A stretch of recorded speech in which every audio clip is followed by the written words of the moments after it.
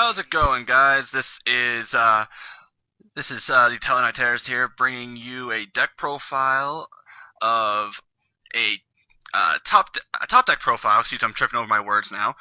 Top deck profile of our very own Creighton Hardy, who managed to get top 32 at the Phoenix Regionals here not too long ago. So without any further ado, let's just get right into the list here. Awesome. I apologize for making you nervous, Kevin, and making you trip over your words, but shit happens. I played Windwitch, Invoked, Spellbook with a little bit of Kaiju splashed in there. I don't know what kind of acronym you want to call that. But we had 3 Aleister, 2 Ghost Ogre, 1 Ignis, 1 Maiden, 2 Masterpiece, a Maxx, best hand card in the game, 1 Blue Boy, touch, and everybody spellcasters. So then I had 2 Glass Bell, 3 Ice Bell, 1 Snow Bell, 3 Diagram, 2 Invocation, 2 Magical Meltdown, 3 Desires, Raigeki, 2 Knowledge, 2 Secrets, 3 Terraforming, 3 Heritage, 2 Twin Twisters, 3 Strikes, and a True King's Return. Alright, before we continue on here, just a couple questions for you. I noticed that as far as you're playing a very light True Draco engine, that you're only playing 3 Heritage and 1 Return, and you're not playing any Disciples or Apocalypse. Was there any reason for that, or? Yeah, I mean, it was already a 44-card deck list, so I was kind of cramming a bunch of engines in there, and I didn't want to, I mean, whether it was right or wrong, but, I just really didn't want to brick with the other ones, because I felt like those 4 are the best ones that are around. So that's just kind of what I decided to go with. I didn't, just like I said, just too many engines to kind of put the full spell and trap lineup in there. I got you, and to be honest with you, Apocalypse would be honestly subpar in this variant anyway, because there's only so many True Draco cards that you could pop. I mean, right. Ignis, Maiden, Return, and what's the name? Heritage. So it would be kind of subpar, and then Disciples, I mean, sure, it's a +1, but you only have so many targets to shuffle, so if you open it up too early, it could be a brick. So I get what you're saying there. So with the cards like with Return, I believe the level 1 is Glass Bell. Snowbell, there we go. Glass Bell's a level 4. So the level 1 Snowbell. How did 3 Potted Desires work out for you? Did you ever banish any of your essential 1-ofs off of Desires, or? I did, but I feel like playing so many engines, it definitely helped compensate for that, because, honestly, if I was going to open it up, it's still a +1. Yeah. Good. So, ultimately, it didn't hurt too much, and usually when I would side things out, Desires would be one of the first things that I sided out in games 2 and 3. Okay, that makes sense. All right, let's go on to your extra deck next. Yeah, so I had one of the Water guy for the Water matchup and Paleozoic matchup, because it just absolutely dominates against Paleozoic. They can't target anything, and pretty awesome. 1 Magellanica for when I just need a big beat stick on board. My Maxx was in the graveyard, so maybe went into it once, to be honest with you. 2 Mechaba, 2 Purgatorio, 3 Raidjin, 1 Clearwing, 1 Crystal Wing, 1 Stardust, Winterbell, Decode Talker, and Proxy Dragon.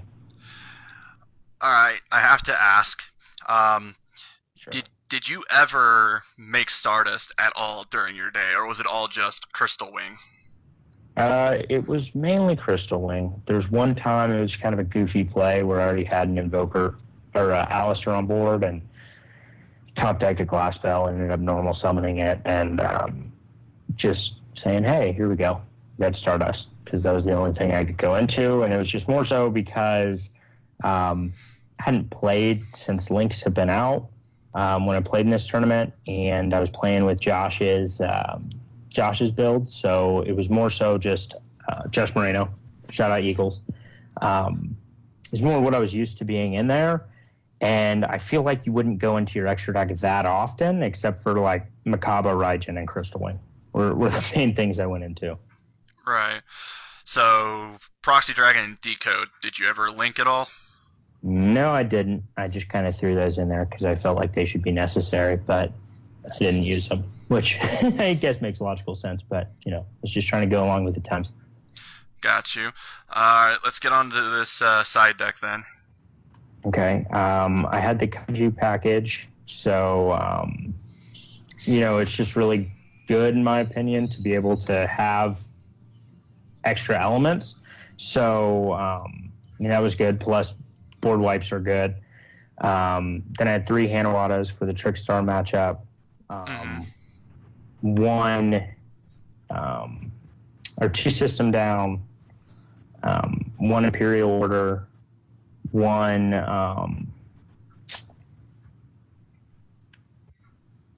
excuse me, sorry. You're good. Or 2 Royal Decree and 2 Unwavering Bond for Trickstars / Paleozoic and the Pendulum matchup. I got you. All right, so what would you say was the MVP side deck card of the day?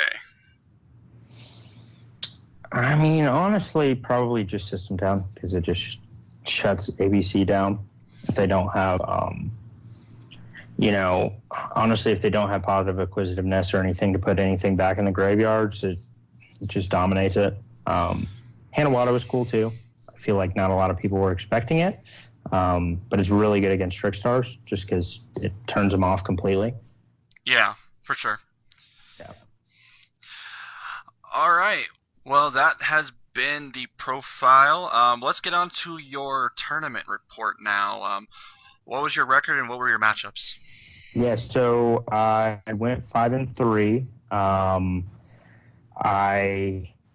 went at XO for the first 3 rounds. I played Pendulum Magicians, won that in 3 games. Then I played Invoked, Windwitch, Artifact, Hand Trap, Loop, whatever. Beat that in 2, I believe. Then I played ABC, as I mentioned, System Down was the MVP. Yeah. And then I played, I lost in round 4. I don't remember the guy's name. I think it was Alex, but I'm sorry. All I know is you came in second. Then round 5, I played Dom, his 5th place, True Draco Demise build. Then I played round 6 your very own William Savage, won in 3 games. And then round 7, I lost to True Draco Cosmo, which was, the way they utilized set rotation was actually beautiful. I think it was Taco, his name.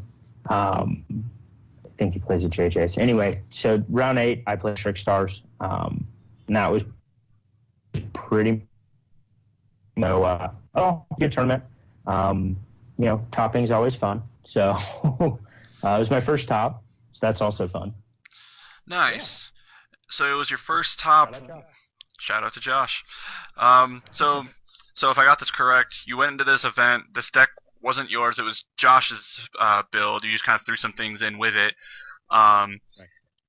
So your first top in a format you weren't familiar with a deck you weren't completely 100% familiar with, and with it you got your first top. That's pretty spectacular. Is there any other shout outs you'd like to give outside of Joshua Moreno? Just shout out Eagle Factor. We're on the rise. We're soaring. So, outside of that, shout out to you, Kevin. Thank you for the deck profile. Shout out Jordan. Shout out to Chris Bruch. He gave me a few of the True Draco cards to borrow. And everybody else too. So, thank you, Kevin. No problem, man. And that's where we're going to cut it off. If you want to help out Eagle Factor, feel free to leave a subscribe or a like, comment, let us know how we're doing. And until next time, #Kaka motherfucker. Kaka motherfucker.